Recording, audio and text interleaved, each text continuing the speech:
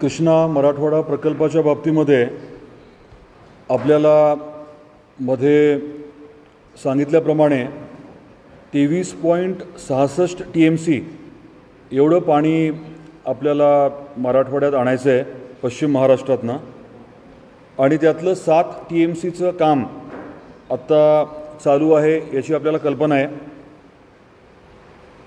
उरलेलं 16.66 TMC पाणी जे आहे ते आपल्याला उपलब्ध करून देण्याच्या अनुषंगाने आदरणीय देवेंद्रजी फडणवीस साहेबांनी वेगळ्या पद्धतीचे प्रयत्न सुरू केले होते.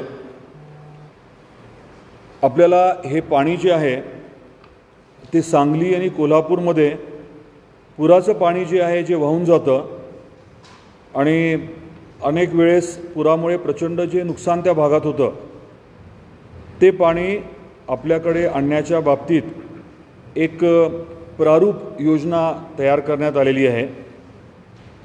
त्या प्रारूप योजनेमध्ये 100 किलोमीटरचा एक बोगदा करून लिंक टनेल ज्याला म्हणतात त्या लिंक टनेलच्या माध्यमातून पाणी जे आहे ते आपण आपल्यापर्यंत आणण्याचं नियोजन जे करतो आहे तो प्रकल्प साधारण 15,000 कोटीचा असणार आहे.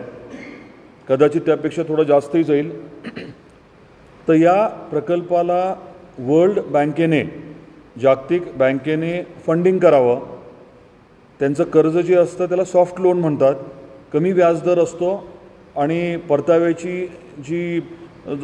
जो पिरियड असतो तो कालावधी जास्त असतो, एरवीपेक्षा 20-30 वर्ष अशा पद्धतीने असतो. आपल्याला हे देखील मला सांगायचं आहे की सांगली कोल्हापूरला जे काही नुकसान होतं पुरामुळे ते कमी करण्याच्या अनुषंगाने वर्ल्ड बँकेने तत्वतः त्या प्रकल्पाला मान्यता दिलेली आहे. त्याचाच एक भाग म्हणून तिकडचं पाणी इकडे आणण्याच्या बाबतीतला एक सहप्रकल्प आपण त्यांच्यासमोर सादर करतो आहे. मी सांगितल्याप्रमाणे साधारण 15,000 कोटीचा असेल आणि या प्रकल्पाच्या अनुषंगाने 14 तारखेला वर्ल्ड बँकेचं डेलिगेशन, त्यांची एक टीम आहे ती आपल्याकडे आवर्जून येते आणि त्या टीमच्या माध्यमातून आपण आपली केस प्रेझेंट करणार आहोत. धाराशिव जिल्ह्याची माहिती, पठारावरचा जिल्हा आहे, आपलं अर्थकारण पावसावरती अवलंबून आहे आणि आपलं अर्थकारण कृषीवरती अवलंबून आहे. शाश्वत पाणी उपलब्ध झालं तर स्वाभाविकपणे आपल्याला मोठ्या प्रमाणामध्ये बागायती क्षेत्र वाढवता येईल आणि या आकांक्षित जिल्ह्याची, ज्याचं पर कॅपिटा इन्कम दरडोई उत्पन्न कमी आहे, अशा जिल्ह्यामध्ये आमूलाग्र बदल होतील. मी गेल्या वेळेस आपल्याला बोललो तसं हा गेम चेंजर प्रोजेक्ट आहे आणि या प्रकल्पाच्या अंमलबजावणीच्या अनुषंगाने जो निधी लागतो आहे तो वर्ल्ड बँकेच्या माध्यमातून मिळावा ही केस त्यांच्यापुढे प्रेझेंट करून DPR बनवण्यासाठी वर्ल्ड बँकेच्या सहाय्याने इथे आराखडा तयार करण्यासाठी आपण त्यांना विनंती करणार आहोत. याच्या व्यतिरिक्त आपले प्रयत्न चालू आहेत, परंतु वर्ल्ड बँकेच्या माध्यमातून या प्रकल्पाला मान्यता मिळाली तर मी सांगितल्याप्रमाणे मोठ्या प्रमाणात निधी कमी व्याजदराने आणि जास्त कालमर्यादा आपल्याला परतफेडीला मिळेल. त्यामुळे याच्यावरती आपण फोकस जास्त करणार आहोत.